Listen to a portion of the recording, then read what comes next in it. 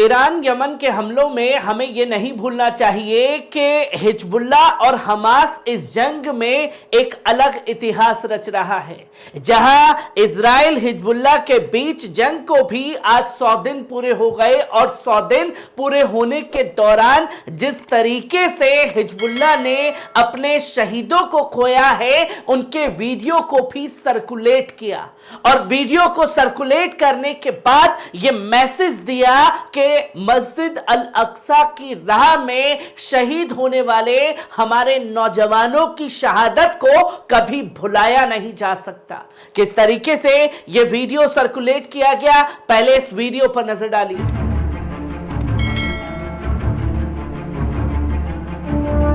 आपने देखा जहां तमाम जो अब तक शहीद हुए लोग हैं उनकी तस्वीरों को साझा किया और उनकी शहादत को याद किया। और सिर्फ ये तस्वीर यहां लेबनान में नहीं बल्कि हिजबुल्लाह के खौफ का असर इजराइल में देखने को मिल रहा है, जहां झूठे झूठे दावे किए गए कि जैसे गाजा के अंदर इजरायली फौज घुसी है वैसे ही जो है लेबनान के अंदर घुस चुकी है। उस झूठे दावे को सच हिजबुल्लाह द्वारा लाया गया और हिजबुल्लाह ने कल 500 किलो के बम जो हैं वो इजरायली मिलिट्री बेस के ऊपर गिराए हैं, जहां बुरकान मिसाइलों से बड़ा हमला भी किया गया है। जहां सबसे पहले आपको उस दावे की सच्चाई जाननी चाहिए, जहां इजराइल की रेडियो जो न्यूज देने वाली एजेंसी है उसने साफ तौर पर यह क्लेम किया और बताया कि इजराइल ऑक्यूपेशन फोर्स जो है वो लेबनान के शहर आयतल अल साहब में घुस चुकी है। अब हिजबुल्लाह की खैर नहीं। ये तमाम चीजें जो है सामने आई और इजराइल क्लेम को डिनाइड कर दिया हिजबुल्लाह ने और लेबनान सरकार ने खुद यह इनकार कर दिया कि ऐसा कुछ भी जो है वो नहीं हुआ है, बल्कि यह बताया गया कि लेबनान बॉर्डर से सटा हुआ इजराइल आयतल अल साहब में उसके फौजी जो हैं वो मुंह छुपा करके घुसे और बड़े ऑपरेशंस को अंजाम दिया। और यह भी दावा किया गया कि 2006 में जो हिजबुल्लाह और इजराइल की जंग हुई थी उस जंग के बाद पहली मर्तबा यह बड़ा हमला बोला गया है, जहां पहली बार हिजबुल्लाह को घर में घुस करके मारने का काम किया। पर इस पूरे दावे को डिनाइड कर दिया, इनकार कर दिया कि ऐसी कोई घटना नहीं हुई है। अभी तक सिर्फ दोनों तरफ से गोला बारूद जो है वो छोड़े जा रहे हैं, बड़ी बड़ी साइट्स को उड़ाने का काम किया जा रहा है, जिस दावे को लोगों के सामने हिजबुल्लाह द्वारा रखा गया। पर जो दावा किया गया घर में घुस करके मारा, पर हिजबुल्लाह के खौफ से तो पूरे के पूरे इजरायली शहर खाली हो चुके हैं और अब आलम यह है कि जो लोग वहां मारे जा चुके हैं या खुद मर गए हैं तो उन लोगों की तदफीन, उन लोगों को दफन करने के लिए भी रात के अंधेरे में इसका इस्तेमाल करना पड़ रहा है। और कब्रिस्तान में साफ हिदायत लोगों के लिए जारी कर दी गई है कि महज 10 लोग साथ में आएंगे और 10 मिनट से ज्यादा कब्रिस्तान में नहीं रुकेंगे, क्योंकि हिजबुल्लाह की मिसाइलें कभी भी बरस सकती हैं। जो ये खौफ का मंजर है इजराइल में साफ तौर पर देखने को मिल रहा है और जब ये चीजें लगातार सामने आ रही हैं, जहां कफर युवल में ये लेबनान से सटा हुआ बॉर्डर इजराइल का, जहां ये तमाम चीजें सामने आई कफर युवल में, जहां ये कब्रिस्तान में दफन करने के लिए भी जो है इजाजत लेनी पड़ेगी हिजबुल्लाह से, वो भी इजरायली शहर के अंदर।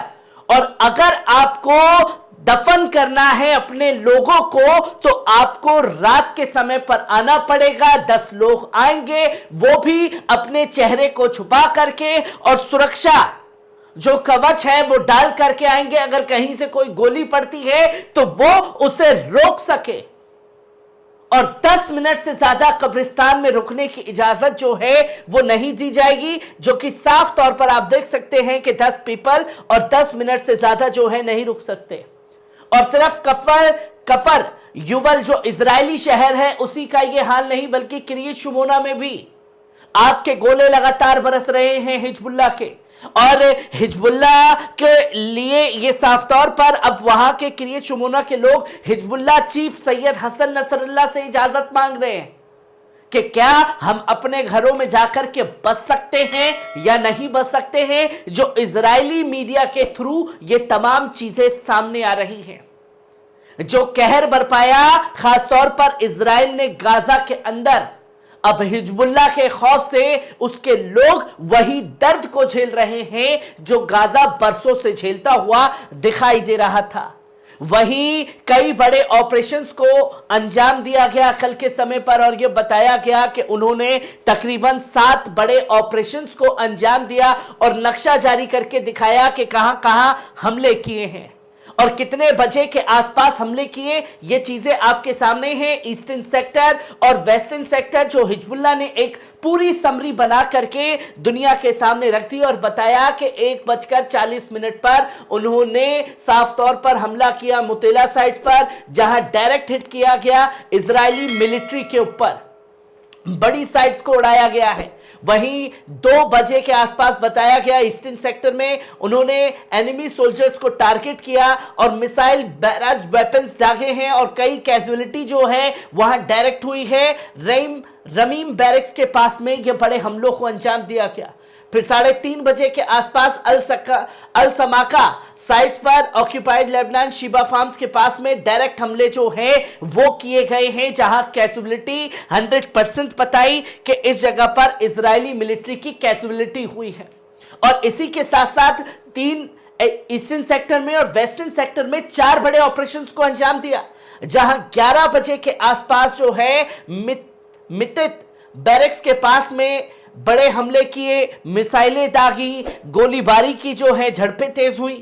वहीं 12:55 पर बिरकत रिशक साइट्स पर जो है डायरेक्ट हमले किए गए। फिर इसी के साथ साथ 1:50 पर बरकत साइट्स पर बुरकान मिसाइलों का इस्तेमाल किया गया। 350 से 500 किलो के बम जो हैं बिरकित रिशा साइट पर बेस के ऊपर दागे गए, इजरायली बेस के ऊपर।